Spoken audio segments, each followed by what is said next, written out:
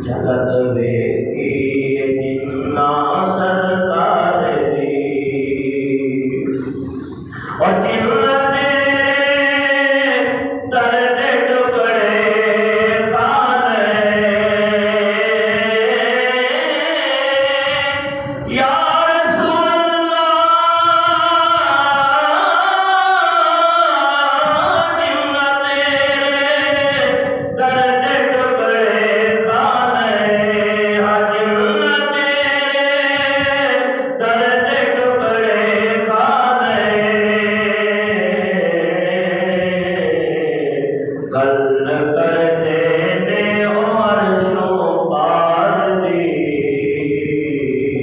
بل کر دینے ورشوں پار دی، کوئی سن کے خوش نہیں ہوتا نہ ہوئے،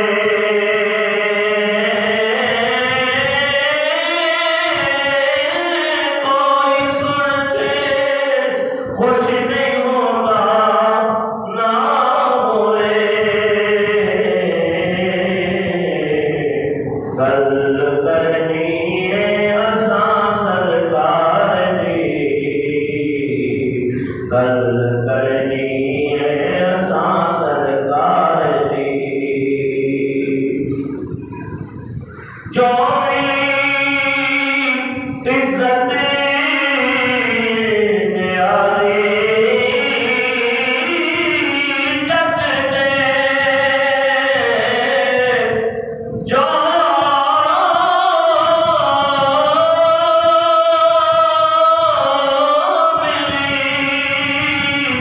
عزت نیازی جگ دے،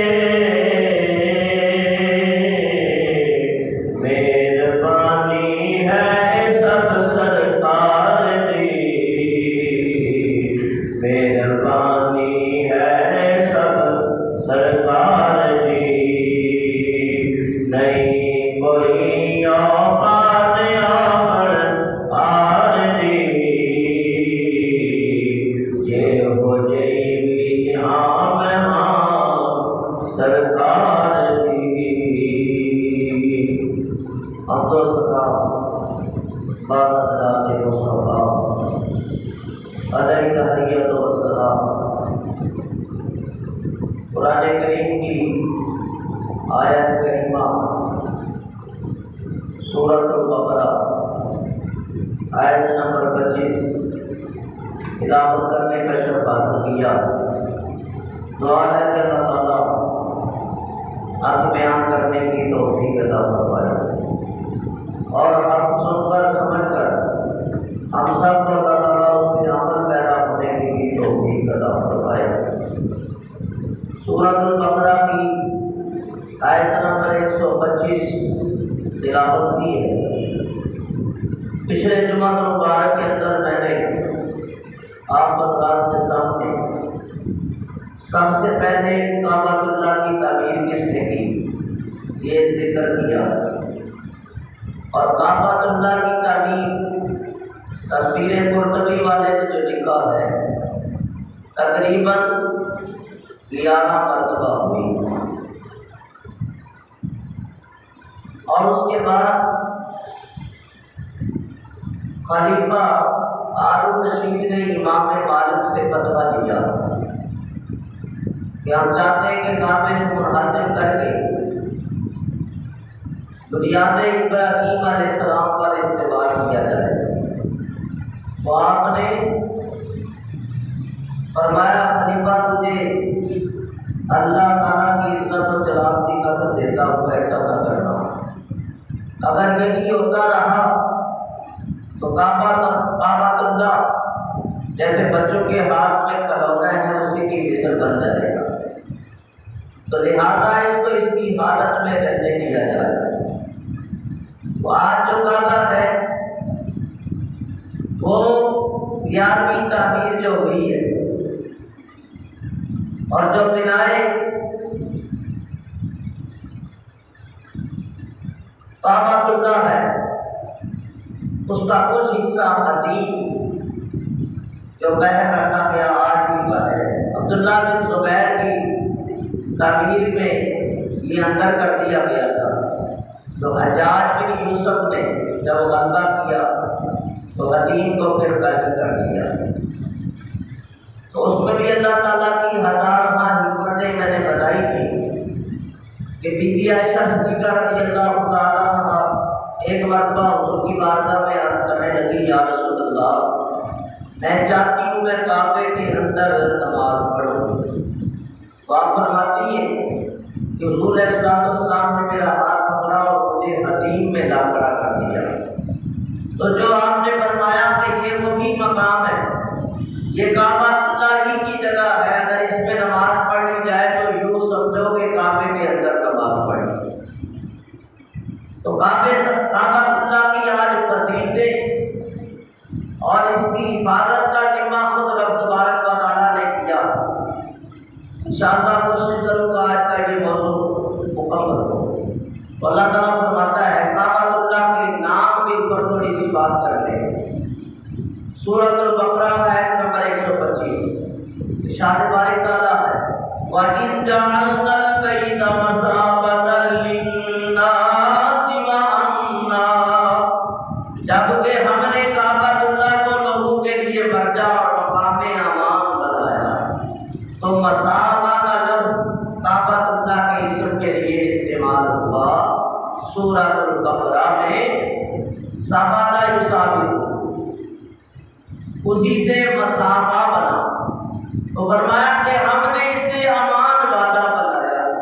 اور قرآن کریم کے اندر ایک اور مقام کے اندر بھی ارشاد فرمایا وَمَن دَخَلَهُ كَانَ آمِنًا، کہ جو حرم شریف میں آ گیا وہ اللہ کی امان میں آ گیا۔ تو یہاں بھی لفظ امان استعمال ہوا۔ اور تیسرا مقام ہے سورۃ المائدہ آیت نمبر ہے 97 جعل اللہ الکعبۃ البیت الحرام قیاما للناس، اللہ تعالیٰ نے فرمایا جو کعبہ وہ جو منکر ہے لوگوں کے لیے قیام کا سبب بنایا، قیاما للناس کا لفظ آیا۔ تو قیاما للناس، اچھا بیت جو ہے بیت اللہ یا بیت یا بیوت اللہ، یہ کیوں ہوا؟ حضرت صالح علیہ السلام کی قوم نے صالح علیہ السلام سے عرض کی تھی کہ آپ دعا کریں ہم آپ کو آپ کی نبوت پہ ایمان لے آئیں کہ پتھر سے اونٹنی نکلے اور نکلتے ہی وہ بچہ جنے اور پھر وہ بچہ دودھ پیے تو ہم آپ پہ ایمان لے آئے۔ تو آپ نے دعا کی تو اللہ تعالیٰ نے پتھر سے اونٹنی کو تخلیق کیا، اسے کہتے ہیں ناقۃ اللہ، ناقۃ اللہ، اللہ کی اونٹنی۔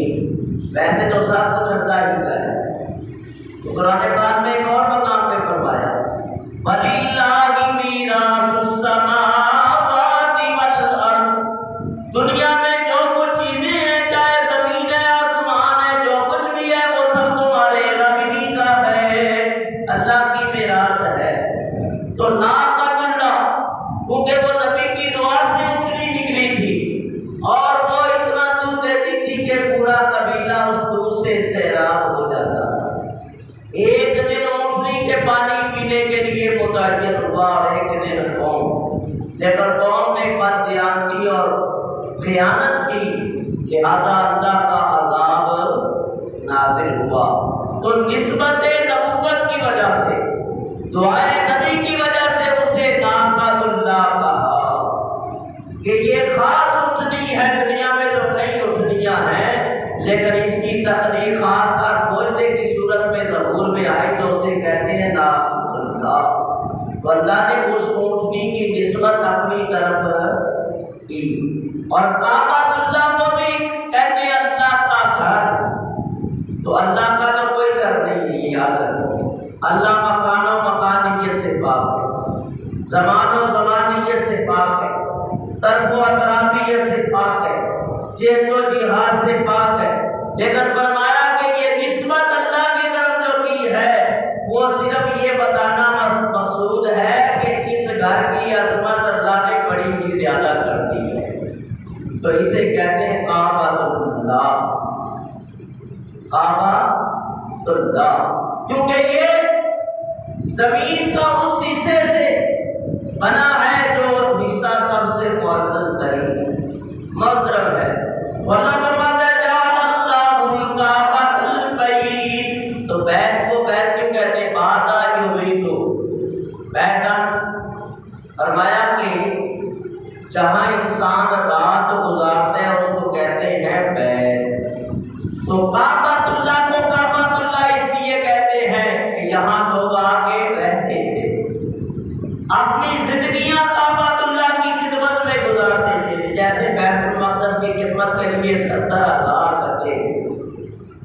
بیت المقدس کی صفائی ستھرائی کرتے تھے اور زکریا علیہ السلام کی قیادت ہوتی تھی، اور انہیں کی قیادت میں پروان چڑھنے والی اللہ کی بندی حضرت مریم سلام اللہ علیہ جن کے لیے بے موسم پھل آتے تھے۔ تو کعبہ اللہ فرمایا اس کو اس لیے کعبہ کہتے ہیں کہ جہاں اللہ تعالیٰ کے انوار و تجلیات ہیں۔ حضرت ابو ذر غفاری رضی اللہ تعالیٰ ان کے بارے میں آتا ہے ایک ایک مہینہ حرم شریف میں رہتے ہیں، تو لوگ یہاں اعتکاف بھی کرتے ہیں، یہاں رہتے بھی تھے، جیسے اللہ نے فرمایا وَإِذْ إِلَىٰ إِبْرَاهِيمَ وَإِسْمَاعِيلَ أَن طَهِّرَا بَيْتِيَ لِلطَّائِفِينَ وَالْعَاكِفِينَ وَالرُّكَّعِ السُّجُودِ، اور ہم نے ابراہیم اور اسماعیل علیہ السلام سے وعدہ لیا أَن طَهِّرَا بَيْتِيَ کہ میرے گھر کی صفائی ستھرائی کرو، لِلطَّائِفِينَ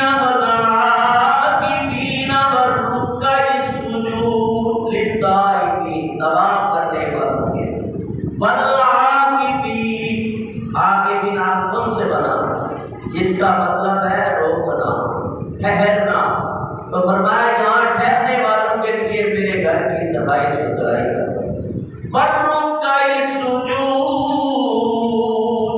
اور رکوع کرنے والوں کے لیے اور سجدہ کرنے والوں کے لیے۔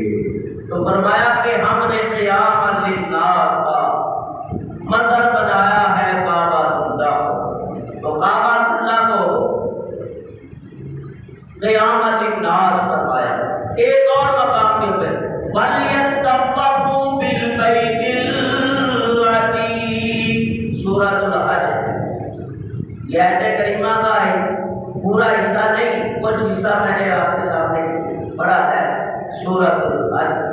وَلْيَطَّوَّفُوا بِالْبَيْتِ الْعَتِيقِ فرمایا طواف کرو اللہ کے قدیمی گھر کی، قدیمی گھر کی۔ تو بیت اللہ یہ قدیمی گھر ہے، کیونکہ سب سے پہلے حضور نے فرمایا کہ زمین پہ پہلا گھر بیت اللہ۔ قرآن پاک کی ایسے بھی ثابت ہے اِنَّ أَوَّلَ بَيْتٍ وُضِعَ لِلنَّاسِ لَلَّذِي بِبَكَّةَ مُبَارَكًا، اور پہلا گھر زمین کے اوپر اللہ کا، اور 40 سال کا فاصلہ ہے بیت المقدس کا اور کعبہ اللہ کا، یہ بتا چکا۔ لوگ کہتے ہیں اس کو سلیمان علیہ السلام نے تعمیر کیا، تو اگر یہ مان لیا جائے تو پھر اعتراض ہوتا ہے کہ سلیمان علیہ السلام اور آدم علیہ السلام میں 1000 سال سے اوپر کا فاصلہ ہے۔ ہاں یہ ہو سکتا ہے جو قریب القریب دماغ بھی کام کرتا ہے اور ذہن اس کو قبول کرتا ہے کہ حضرت آدم علیہ السلام نے کعبہ اللہ کی تعمیر کی ہو، پھر 40 سال بعد جا کے بیت المقدس گئے اور وہاں جا کے بیت المقدس کی بنیاد رکھی ہو، تو یہ ہو سکتا ہے، کیونکہ حضور نے فرمایا کہ کعبہ اللہ اور بیت المقدس کی تعمیر میں 40 سال کا فرق ہے۔ تو بات کر رہی تھی، فرمایا کہ اللہ کے قدیمی گھر کا طواف کرو۔ تو عتیق کا لفظ جو ہے اس کا معنی پرانے کے لیے آتے اور عتیق کا معنی آزاد کے لیے آتے۔ تو فرمایا کہ اس کو عتیق اس لیے کہتے ہیں، ایک تفسیر علماء تفسیر نے یہ بھی بیان کی ہے، مختلف تفسیریں ہیں، ہر مفسر اپنے علم کے مطابق نقاط بیان کرتا۔ تو ایک مفسر بیان کرتا ہے اس کو عتیق اس لیے کہتے ہیں کہ شروع سے لے کے آج تک اس کی نجابت، اس کی عزت، اس کے احترام میں کوئی فرق آیا نہیں ہے۔ تو یہ آج بھی اپنی عزت اور احترام اور قدر و منزلت اور بزرگی کے حساب سے آج بھی کعبہ اللہ موجود ہے، اور فرمایا کہ سارے اس کے سامنے اپنی گردنیں جھکاتے ہیں، بڑوں بڑوں کی گردنیں یہاں جھک جاتی ہیں، بڑے بڑے آگے کعبہ اللہ کا طواف کرتے ہیں، چاہے بادشاہ ہو، چاہے انبیاء علیہ السلام ہو، چاہے مرسلین ہو، چاہے اصحاب ہو، چاہے دنیا کے بادشاہ ہو، فرمایا ہر ایک نے آگے یہی گردن کو جھکا دیا۔ یہ عتیق اس لیے بھی کعبہ اللہ کا نام رکھا گیا کہ آج تک کعبہ اللہ کے اوپر کوئی قابض ہو سکا نہیں ہے، کوئی بھی قبضہ نہ کر سکا۔ اس لیے آج بھی بادشاہ کیا لکھتا ہے؟ خادم الحرمین شریف ہے، خادم الحرمین شریف ہے، یعنی کعبے کے بھی متولی اور مدینے پاک کے بھی متولی، کعبے کے بھی خادم اور مدینہ پاک کے بھی خادم۔ تو بادشاہ اپنے لیے اعزاز سمجھتے ہیں کہ یہ بہت بڑی بات ہے، ہم کعبے کے خادم ہیں۔ تو اللہ کے گھر کا خادم بننا یہ بہت بڑا اعزاز ہے۔ ویسے بھی جو مسجد کی صفائی ستھرائی کرتا ہے، خدمت کرتا ہے، اس کی بڑی شان ہے۔ فرمایا کہ جو صفائی کر کے جو گرد و خاک نکالتا ہے، یہ قیامت کے دن مشک و عنبر کے ساتھ دبی جائے۔ شان کے اعمال جیسے وزن کیے جائیں گے، ایسے یہ خاک، یہ جو بھی نکالتے ہیں معاملات، مٹی نکالتے ہیں، یہ مشک و عنبر کے ساتھ دبی جائے گی، یعنی اس کی وزنی ہے۔ تو اللہ کے گھر کی خدمت کرنی چاہیے۔ تو یہ کعبہ اللہ کی بڑی شان ہے، اور کعبہ اللہ اس کے اوپر فرمایا کہ جب سے یہ بنا ہے اس کا طواف ہو رہا۔ ایک کتاب ہے شفاء الغرام، اس کے اندر بھی لکھا ہے، شفاء الغرام کی یہ روایت ہے کہ نبی پاک صلی اللہ تعالی علیہ وسلم فرماتے ہیں کہ اللہ تبارک و تعالیٰ نے جو فرشتوں کا امام بنایا حضرت جبریل علیہ السلام کو، یہ شفاء القرآن کی روایت بھی ہے اور دیگر کتب کے اندر بھی اس کو لکھا، اور اس کے علاوہ محدثین نے بھی اس کو کوٹ کیا ہے۔ وہ فرماتے ہیں کہ حضرت جبریل علیہ السلام اللہ کے عرش کے دائیں طرف ایک نور کی لہر ہے۔ روزانہ سحری کے ٹائم حضرت جبرائیل امین علیہ السلام اس نہر میں غوطہ زن ہوتے ہیں، یعنی غسل کرتے ہیں۔ یہ حضرت جبریل کا جو ذکر 2 جمعے چلا ہے، اس کے اندر بھی یہ واقعہ میں بیان کر چکا ہوں۔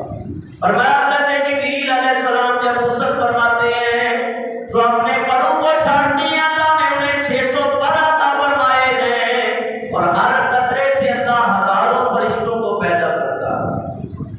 وہ فرشتے جو پیدا ہوتے ہیں تو ان کو اللہ تعالیٰ 2 مقام پہ بھیجتا ہے طواف کرنے کے لیے۔ 70,000 فرشتے بیت المعمور کا طواف کرنے کے لیے جاتے ہیں، اور 70,000 فرشتے کعبہ اللہ کی طواف کے لیے آتے ہیں، یعنی دونوں مقام کے اوپر۔ اور ایک روایت اور ہے، وہ اسی کا اس کتاب کے اندر بھی ہے، میرے استاد علامہ محمد شفیع پاٹھی رحمۃ اللہ علیہ، اس کے اندر بھی روایت ہے، رائے عقیدت کے اندر فرماتے ہیں کہ 70,000 فرشتے حضور کی بارگاہ میں صبح آتے ہیں، 70,000 رات میں آتے ہیں۔ فرمایا جو بیت المعمور کا طواف فرشتہ کرتا ہے 70,000، جو ایک بار آ جاتا ہے قیامت تک پھر اس کی باری نہیں آئے گی، اور جو کعبہ اللہ کے طواف کے لیے فرشتہ آتا ہے پھر قیامت تک اس کی باری نہیں آتی۔ اسی طرح 70,000 مدینہ پاک میں مواجہ شریف کے اوپر حضور کی بارگاہ میں فرشتے نازل ہوتے ہیں، 70,000 رات، جو ایک مرتبہ آتا ہے دوبارہ اس کی باری۔ اور یہ اللہ کا کتنا کرم ہے کہ حضور کے امتی کو بار بار اللہ حج میں بھی بلاتا ہے، عمرے میں بھی بلاتا ہے، مواجہ شریف کی زیارت کرتا ہے کہ ہم دائے کرم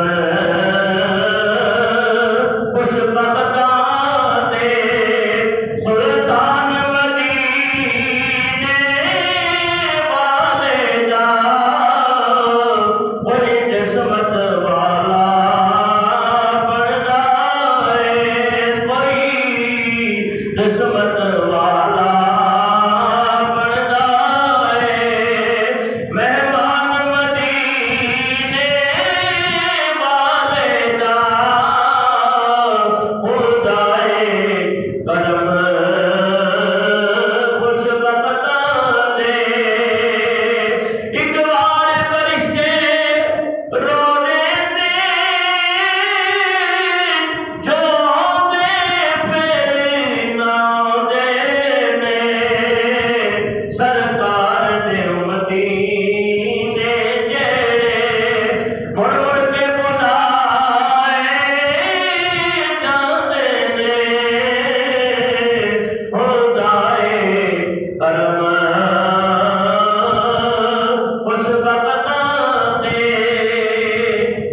اور ایک روایت کے اندر یہ بھی ہے کہ 120 رحمتیں، کتنی؟ 120. سبحان اللہ. جواب ہی کیا کرو، بالکل خاموش بیٹھے رہتے.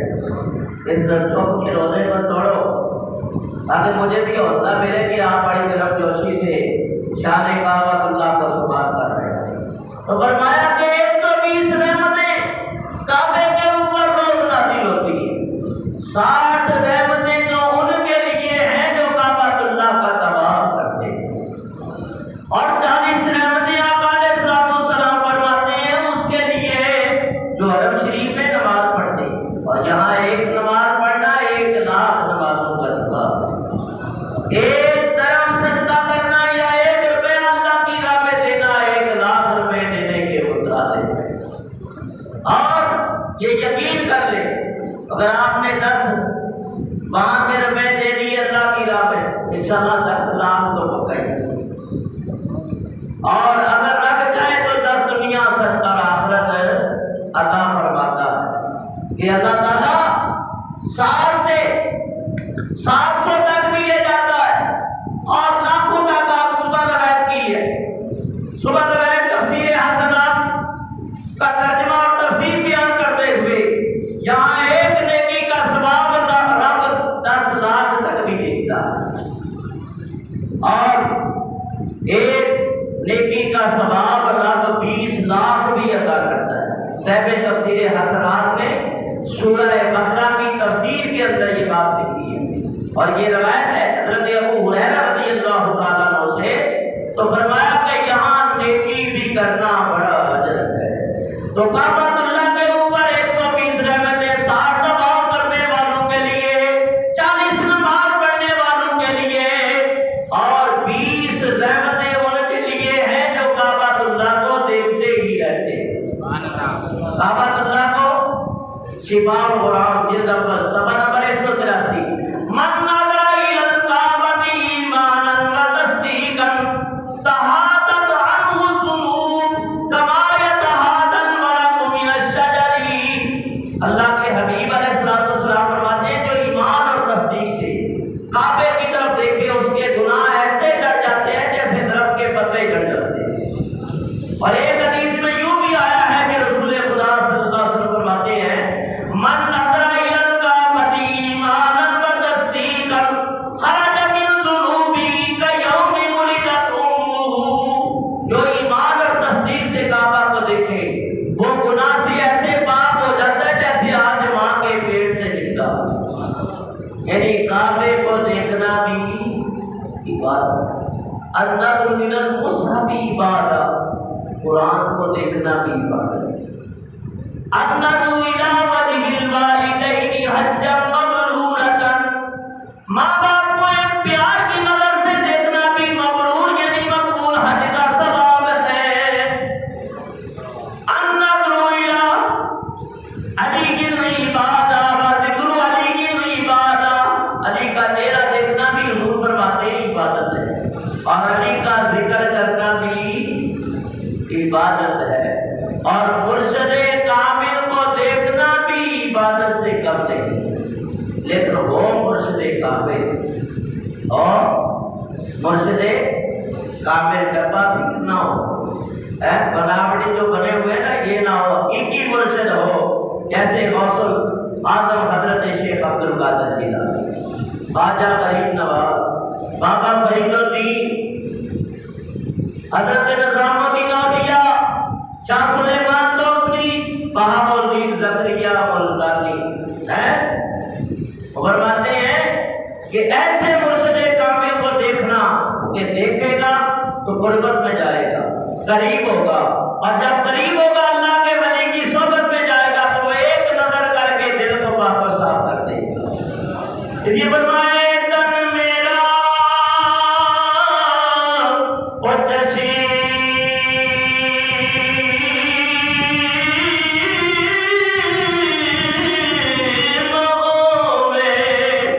میں مرشد میں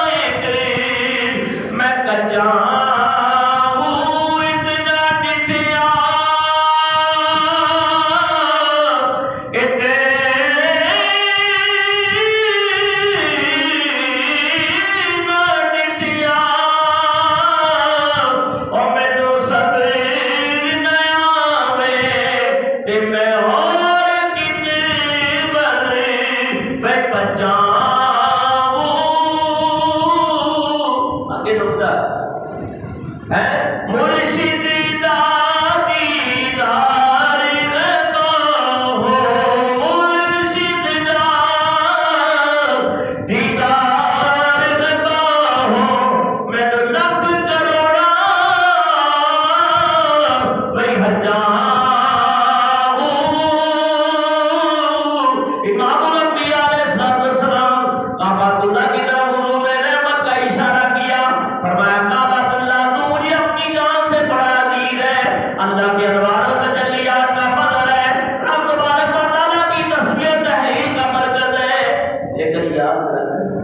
کہ تیری عزت میرے نزدیک ایک مومن سے زیادہ نہیں.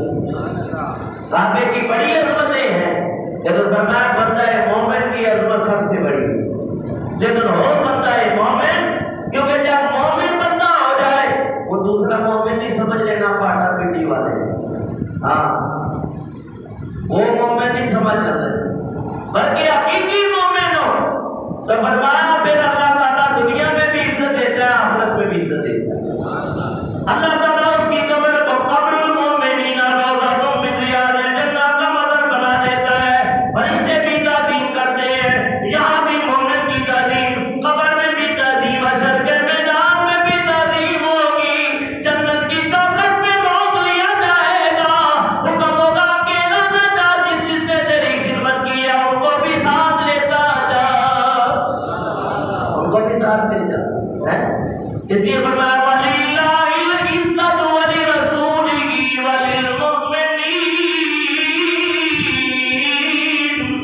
عزت اللہ کے لیے، اس کے رسول کے لیے ہے اور مومن کے لیے ہے.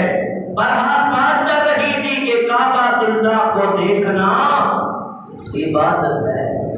کعبے کے 4 رکن ہیں. کتنے رکن ہیں؟ 4 رکن.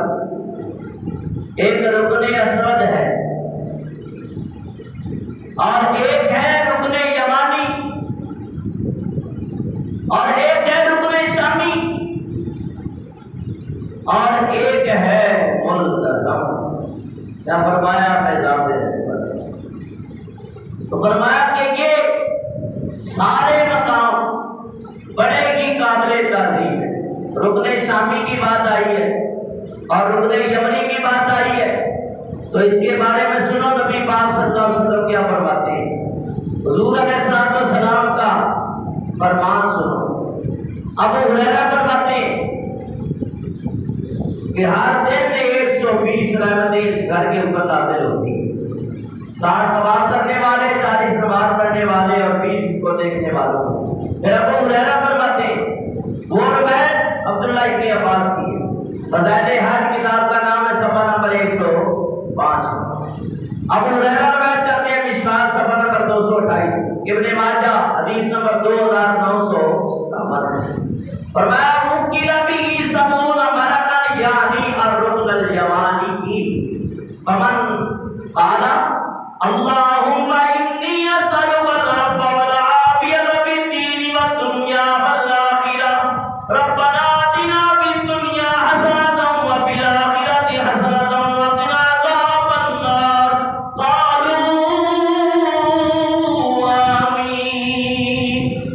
ابو ہریرہ فرماتے ہیں کہ نبی پاک صلی اللہ علیہ وسلم فرمایا کہ رکن یمانی پر 70 فرشتے ہر وقت موجود ہوتے ہیں. جب جاؤ رکن یمانی کا بوسہ لو یا اسے چھو لو اور اس وقت یہ کہو اے اللہ میں تجھ سے دنیا و آخرت میں عافیت و عفو مانگتا ہوں. اے میرے پروردگار دنیا و آخرت میں بھلائی عطا فرما، جہنم کے عذاب سے بچا. جب بندہ مومن حاجی یہ دعا کرتا ہے فرشتے کہتے ہیں آمین. کیا کہتے ہیں؟ آمین. عبداللہ ابن عباس کی روایت ہے، نبی پاک صلی اللہ علیہ وسلم فرماتے ہیں فرمایا الملتزم یا ملتزم موضع یستجاب فیہ الدعاء ما دعا اللہ فی عبد اللہ الا استجابہا. فضائل حج صفحہ نمبر 112. ملتزم ایسا مقام ہے کہ جہاں دعا قبول ہوتی ہے. کسی بندے نے وہاں دعا نہیں کی مگر وہ قبول ہو گئی. یعنی جب بھی دعا کی فرمایا وہ دعا قبول ہو گئی. تو رکن یمانی میں بھی دعائیں قبول ہوتی ہے.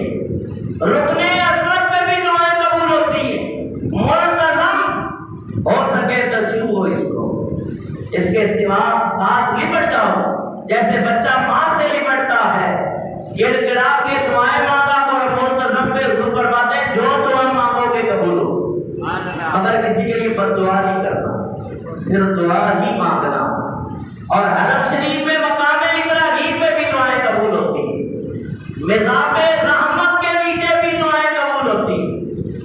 حجر اسود کو چومنا یہ میرے آقا علیہ السلام کی سنت ہے۔ اگر نہ ہو سکے تو استلام کر لو۔ کیا کر لو؟ استلام۔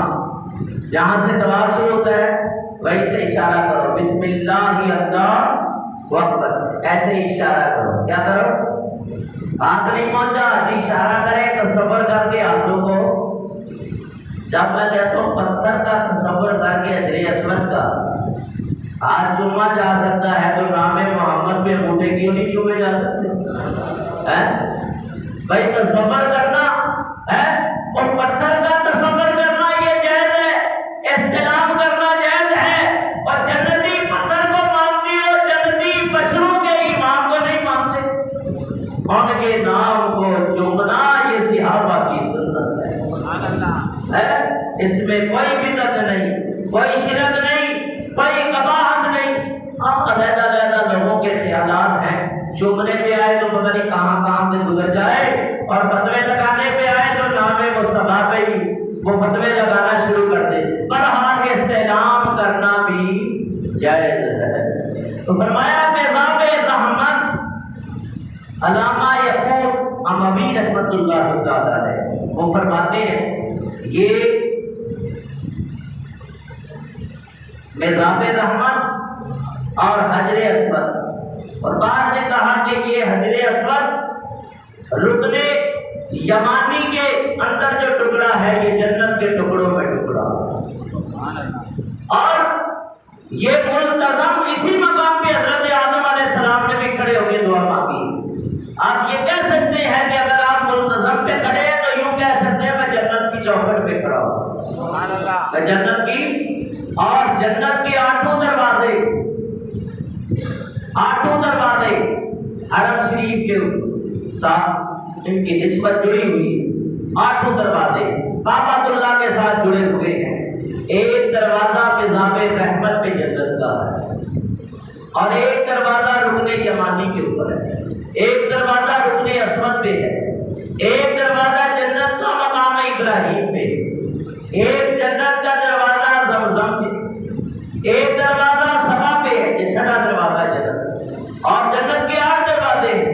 فرمایا 7واں دروازہ جنت کا مروا پہ، اور 8واں دروازہ خود کعبۃ اللہ کا جو ملتزم کہلاتا ہے، یہ بھی سمجھو کہ جنت کا دروازہ ہے۔ اس کے یہ بھی بڑی شانیں بیان ہوئی ہے۔ بہرحال کعبۃ اللہ کی یہ جتنے مقام ہیں سارے ہی شان والے، اور فرمایا کہ حضرت ابو ہریرہ، عبداللہ بن زبیر اور حضرت امام زید العابدین، ان تینوں کی سنت ہے کہ یہ زیادہ تر عبادت کرتے تھے مزاب رحمت اور ملتزم کے درمیان۔ ابو ہریرہ ہے، حضرت امام زید العابدین اور حضرت عبداللہ بن زبیر، تینوں صحابی ہیں۔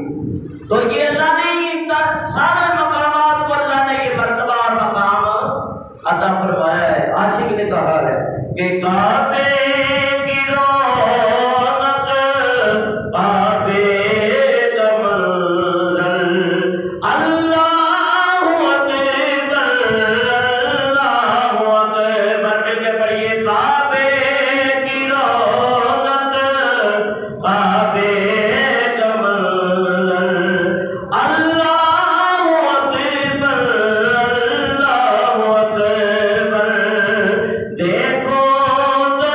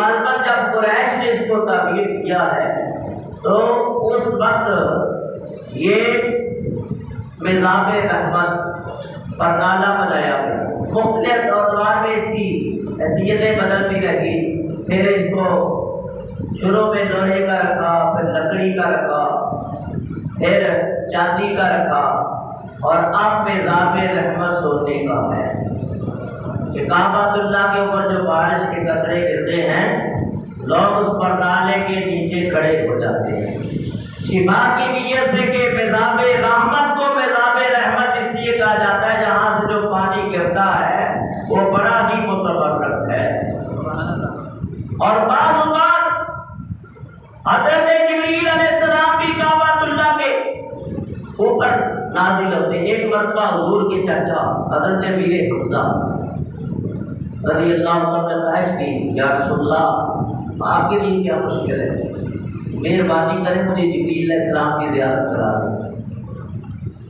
تو فرمایا کہ آپ دیکھ سکو گے؟ اور یا رسول اللہ میں دیکھ بات کی کر کے بے ہوش ہو گئے۔ تو انہوں نے فرمایا دیکھو یہ چار مزاب رحمت ہے یہ پرنالہ ہے، اس کے کونے کے حضرت جبریل علیہ السلام بیٹھے ہیں، اس کے اوپر آ کے بیٹھتے ہیں اترتے ہیں، یہ رحمت کے فرشتے ہیں۔ تو اس کی بڑی شان ہے کہ میزاب رحمت اے میرے سر پر اللہ اکبر اللہ اکبر۔ ایک اور نقطے کی تشریح ہو رہی ہے کہ جنت سے بھیجا ہے تم کو خدا نے، جو میں تجھ کو میرے مصطفیٰ نے، کہ اے سنگ اسود یہ تیرا مقدر، اے حجر اسود یہ تیرا مقدر، اللہ اکبر اللہ اکبر۔ لیکن یہاں ایک نقطہ بڑا ذہن میں آیا، یہ ساری شانیں زمین و آسمان کی، کعبۃ اللہ کی، وجہ تخلیق کائنات جناب محمد رسول اللہ صلی اللہ تعالی علیہ وسلم کی وجہ سے ہے کہ حضور اصل مقصود کائنات ہے، رونق کائنات ہے۔ کعبۃ اللہ کی اصلی عظمت و شان اور چمک اور روشنیاں اور اس کی بہاریں نبی پاک صلی اللہ علیہ وسلم کی طرف۔ تو قرآن کہتا ہے لا اقسم بہذا البلد وانت حل بہذا البلد، اے محبوب مجھے اس شہر مکہ کی قسم ہے کہ آپ اس میں جلوہ برپا ہیں۔ تو مکہ مکرمہ کو یہ عزت حضور کی وجہ سے کہ آپ اس شہر میں رہائش پذیر یعنی قیام پذیر۔ حضور مدینہ چلے گئے تو مدینہ پاک کو فضیلت ملی، آپ آسمانوں پہ گئے تو آسمانوں کو فضیلت ملی، عرش اولا پہ گئے تو اس کو یہ کرامت ملی، اور جس جگہ آج آپ آرام فرما ہے وہ جگہ تمام جگہوں سے افضل ہے۔ کعبہ اور عرش سے بھی افضل وہ مقام ہے جہاں آج حضور جلوہ فرما۔ یاد یہ عاشق تو اپنے اس کا اظہار کے بغیر بتا ہی نہیں سکتے۔ وہ کہتے شان کعبے کی بے شک بڑی ہے، ہر گھڑی رحمتوں کی چھڑی ہے۔ شان کعبے کی بے شک بڑی ہے، ہر گھڑی پہ رحمتوں کی گھڑی ہے۔ مصطفیٰ تو ہے کعبے کا کعبہ، عرش سے شان ان کی بڑی ہے۔ مصطفیٰ تو ہے کعبے کے کعبہ، عرش سے شان ان کی بڑی ہے۔ اب اسی ضمن میں بات آئی ہے تو نقطہ میں بیان کیے بغیر آپ سے نہیں پڑھوں گا۔ فرمایا کہ حضرت سیدنا عبد المطلب اور تاریخ ابن اساکر والے نے لکھا، دامن یوسف بانی نے لکھا، اور اسی طرح دیگر محدثین نے، امام حلوی نے لکھا، مواہب لدنیہ والے نے لکھا، الخصائص الکبریٰ والا بھی لکھتا کہ حضرت اشرائط النبوہ والا عبد الرحمن جامی رحمۃ اللہ علیہ انہوں نے بھی اس کو لکھا۔ پیر کرم شاہ قادری کی ضیاء نبی اٹھاتے تھے، ایک کتاب ہے سیرت رسول 10 جلدوں کے اوپر ہے، کے اندر بھی لکھا، بے شمار کتابوں کے حوالے موجود ہے۔ حضرت سیدنا عبد المطلب فرماتے ہیں جس رات حضور کی ولادت ہوئی میں کعبۃ اللہ میں کی دیواروں کی مرمت کر رہا تھا، ایک دم دیکھا کہ کعبۃ اللہ حضرت آمنہ کے حجرے کی طرف چل گیا ہے، اور دیوار کعبہ سے پھر اپنی اصلی حالت میں آیا اور آوازیں آ رہی تھی۔ خدا کا شکر ہے کہ جس نے حضرت محمد صلی اللہ علیہ وسلم سے ہمیں مخصوص کر دیا۔ وہ دعائے ابراہیم رنگ لے آئی جو 2000 سال پہلے مانگی گئی تھی، یا اللہ ایک رسول عطا فرما جو کعبے کی عظمت کو چار چاند لگا دے۔ جی اعلیٰ فرماتے ہیں تیری آمد تھی کہ بیت اللہ مجرے کو جھکا، تیری آمد تھی کہ بیت اللہ مجرے کو جھکا، اور تیری حیبت تھی کہ ہر بت ہر طرح کے گر گیا۔ بہرحال کعبۃ اللہ کی عظمتیں بڑی ہیں، اور کعبۃ اللہ کے اوپر مختلف ادوار میں مختلف حضرات، چاہے وہ بادشاہ ہے، چاہے وہ خلفاء ہے، اور چاہے مالدار اور سرمایہ دار ہیں، انہوں نے اپنی اپنی محبت کا اظہار کیا کعبۃ اللہ کے لیے۔ اور سب سے پہلے کعبۃ اللہ کا خلاف حضرت اسماعیل علیہ السلام کے دور میں کعبۃ اللہ کے اوپر ڈالا گیا، ایک روایت یہ، اور دوسری روایت ہے کہ قریش کے دور میں خلاف کعبہ، اور ایک روایت ہے تقا حمیری بادشاہ ہوا، اس نے کعبۃ اللہ کے اوپر سب سے پہلے خلاف ڈالا۔ کس نے؟ تقا حمیری۔ تو میں پوری تاریخ لکھتا رہتا ہوں، کتابوں کو کھنگالتا ہوں، پھر جمع کر کے پھر آپ تک یہ باتیں پہنچاتا ہوں۔ آپ یہ سمجھنے بڑا آسان ہے تقریر کرنا۔ تو تقا حمیری بادشاہ ہوا ہے، یہ یمن سے آیا تھا، اور اس نے 1,30,000 گھوڑ سواروں کو اکٹھا کیا۔ ابن اساکر نے جلد 3 صفحہ نمبر 332 کے اوپر لکھا، اور اس نے 1,13,000 پیدل سپاہیوں کو لیا اور نکلا پوری دنیا کو فتح کرنے کے لیے۔ جس شہر کو فتح کرتا وہاں کے 10 حاکم سمجھدار حکماں کو ساتھ لے لیتا، اور باقی جوانوں کو غلام بنا لیتا، عورت کو لونڈیاں بنا لیتا۔ وہ شہر فتح کرتے کرتے چلا، یہاں آج کعبۃ اللہ مکہ کے قریب آیا۔ جب قریب آیا تو لوگوں میں اس کی طرف توجہ ہی نہیں۔ بڑے بڑے بادشاہ آتے ہیں، عرب والے دیکھتے بھی نہیں، آج کی بات نہیں کر رہا ہوں، سب کی بات کر رہا ہوں۔ تو وہ کعبۃ اللہ کی عظمت کو مانتے تھے، اسی کی تسبیح و تحلیل کرتے تھے، اللہ تعالیٰ کی بندگی کرتے تھے، اور کعبہ کی عظمت کو پہچانتے تھے۔ تقا کو بڑا غصہ آیا، میں بادشاہ ہوں اور بڑا طاقتور ہوں، میرے پاس فوجیں ہیں، اور میرے کو کسی نے پوچھا بھی نہیں، آج بھی نہیں ڈالا۔ تو اس نے ارادہ کر لیا کہ میں اس گھر کو گرا دوں گا اور یہاں کے مرد و عورت کو اپنا غلام بنا دوں گا۔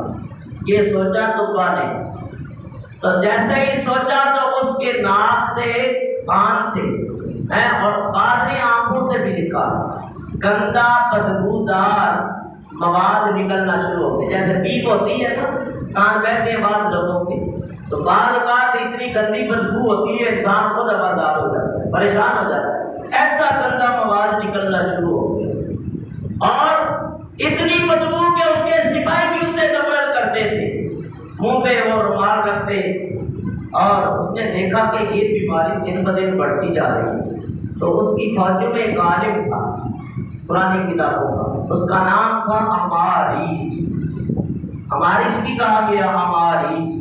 تو اس نے کہا کہ بادشاہ کا علاج میں کرتا ہوں، لیکن جو پوچھوں گا بادشاہ سچ بتائے تو پھر میں اس کا علاج کرتا ہوں۔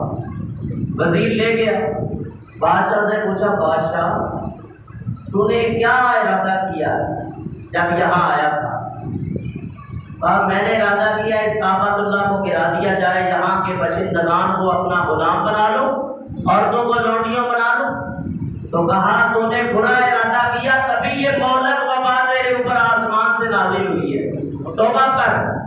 اس نے توبہ کی جیسے تو وہ ٹھیک ہو گیا، جیسے ہی توبہ کی تو ٹھیک ہو گیا۔ اب اس کے دل میں پہلے عداوت تھی، دشمنی تھی، اب محبت نے جگہ دے دی۔ کعبۃ اللہ کی عظمت و شان اس کے دل کے اندر گھر کر گئی، اس نے ارادے کے اندر تغیر کر لیا اور اس نے وہاں کے باشندگان کو مال دیا، بڑے احترام سے پیش آیا۔ تو جب کعبۃ اللہ کی تعظیم اس نے شروع کی تو لوگوں نے بھی اس کی طرف توجہ کی، یہ اللہ کے گھر کی تعظیم کر رہا ہے، تو جو اللہ کے گھر میں آئے جائے، صفائی ستھرائی کرے، اس کی خدمت کرے، احترام کرے، لوگ اس کی عزت کرتے ہیں کہ نہیں کرتے؟ یقیناً کرتے۔ کہ اللہ کے گھر کے ساتھ جڑ گیا تو یہاں بادشاہ نے پھر غلاف کعبہ تیار کروایا اور پہلی مرتبہ کعبۃ اللہ کا غلاف ڈالا گیا۔ یہ کعبے کے اوپر اور پاکستان سے بھی غلاف بن کے گیا، لاہور سے ایک مرتبہ، ایک بار مصر سے بھی بن کے گیا۔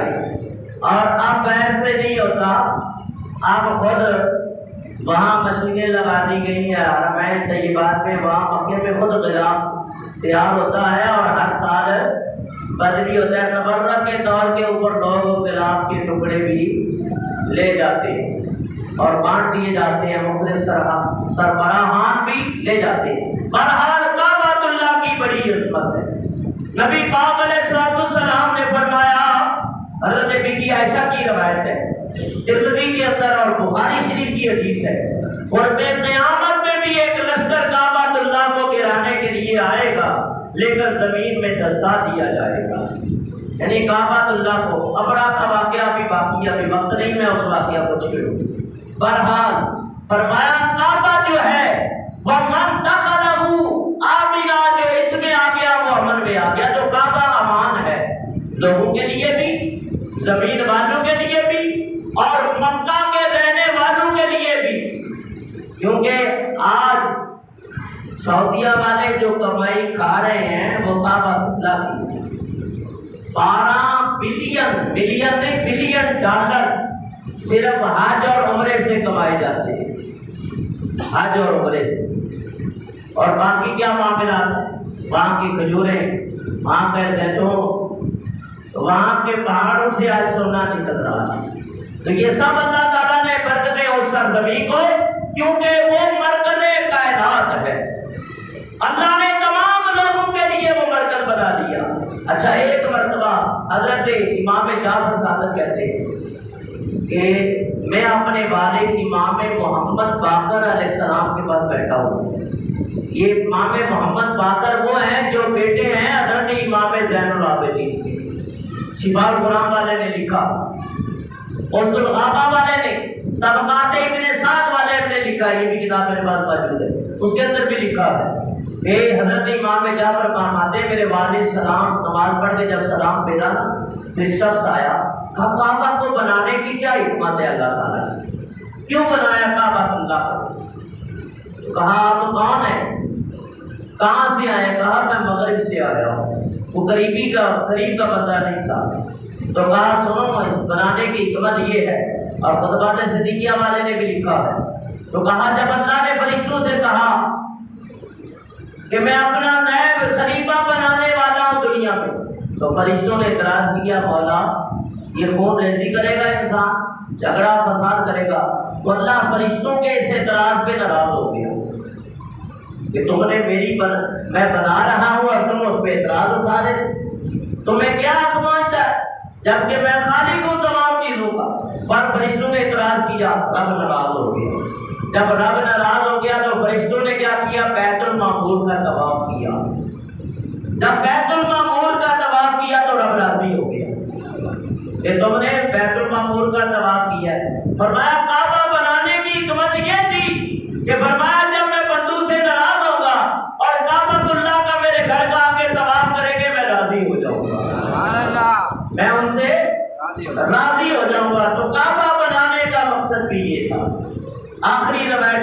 گیا ہے۔ آخری روایت پیش کرتا ہوں کہ اللہ کے حبیب علیہ الصلوۃ والسلام فرماتے ہیں جب حشر قائم ہوگی، محشر کا دن لگے گا، تو اللہ تعالیٰ 70 فرشتوں کو بھیجے گا، نور سونے کی زنجیریں لے کے جاؤ اور کعبۃ اللہ کو ڈال کے حشر کے میدان میں لے آؤ۔ جب وہ ڈال کے کہیں گے کہ کعبہ چل، وہ کہے گا میں ایک بارش بھی نہیں سرکوں گا، ذرا بھی نہیں ہٹوں گا۔ کہا کیوں؟ کہا میری چند باتیں ہیں، جب تک وہ پوری نہ کر دی جائے میں اپنی جگہ سے نہیں ہٹوں گا۔ کہا پھر جس نے تجھے بنایا ہے، عظمت دی ہے، اسی کی بارگاہ میں عرض کر۔ وہ اللہ تعالیٰ کی بارگاہ میں عرض کرے گا مولا ایمانداروں اور جو میرے پڑوس کے حقدار ارد گرد دفن ہوئے، جب تک تو ان کو نہیں بخشے گا میں یہاں سے نہیں ہلوں گا۔ اللہ فرمائے گا جا میں نے تیری دعا کو قبول کر دیا۔ تو جو کعبہ کے ارد گرد دفن ہے، حضرت ہاجرہ کی قبر بھی یہی، حضرت اسماعیل علیہ السلام کی قبر بھی یہی، اور جنت معلیٰ والے ارد گرد جو بھی دفن ہے، فرمایا کعبۃ اللہ کی دعا کی اور التجا کی وجہ سے وہ بخشے جائے گے۔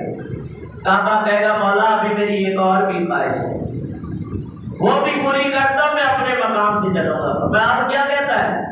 کعبہ کہے گا یا اللہ جن لوگوں نے میری زیارت کی ہے تو ان کو بھی بخش دے، ان کو بھی بخش دے۔ اللہ کے ابھی فرماتے ہیں اللہ فرشتے سے کہے گا ندا کر جو بھی کعبۃ اللہ کی زیارت کر چکے وہ کعبۃ اللہ کے ارد گرد اللہ کو جمع کرے گا اور ان کے چہرے ایک دم چاند کی طرح روشن ہو جائے گا، یہ بھی بخشے جائیں گے۔ پھر کعبۃ اللہ کو نور کی زنجیریں ڈال کے حشر کے میدان کی طرف لے جایا جائے گا، اور ابھی سرکار دو عالم صلی اللہ علیہ وسلم اپنی قبر انور سے اٹھے نہیں ہوں گے۔ ایک روایت یہ ہے کہ وہ سلام کرے گا حضور کو، تو نبی پاک فرمائیں گے وعلیک السلام یا کعبۃ اللہ، اے کعبۃ اللہ تجھ پر بھی سلام ہو۔ وہ کعبہ ہم کلام ہوگا اس سے، عرض کرے گا اے اللہ کے نبی جنہوں نے میری زیارت کی تو وہ تو میری شفاعت میں آ گئے، جو میرے ارد گرد دفن ہوئے وہ بھی میری شفاعت کے زمرے میں آ گئے، اور جو میرے تک نہیں پہنچ سکے ان کی شفاعت آپ کر دیں۔ تو ان کی شفاعت سرکار دو عالم صلی اللہ تعالی علیہ وسلم فرمائیں گے۔ بہرحال کعبے کے اوپر یہ بھی مختصر ذکر ہوا، تو 2 جمعے سے جاری تھا، پچھلے جمعے بھی اور آج بھی یہ مختصر ہی ہے۔ کعبۃ اللہ کی شان اور اس کی تاریخ کے اوپر میں نے یہ باتیں کی ہیں۔ دعا ہے اللہ کی بارگاہ میں اللہ تعالیٰ ان تمام کلمات یہ بات قبول فرمائے، اور کسی چیز کی جب شان سمجھ آ جائے، تاریخ سمجھ آ جائے، پھر اس گھر کی طرف جب سفر کرو گے اور وہاں پہنچو گے پھر ایک علیحدہ ہی لطف ہوگا۔ دعا ہے اللہ تعالیٰ آپ سب کو حج بیت اللہ حضور قدوس صلی اللہ علیہ وسلم کے روضہ انور کی بار بار با ادب حاضری نصیب فرمائے، اور کعبہ کے انوار و تجلیات نصیب فرمائے۔ وما علینا الا البلاغ المبین۔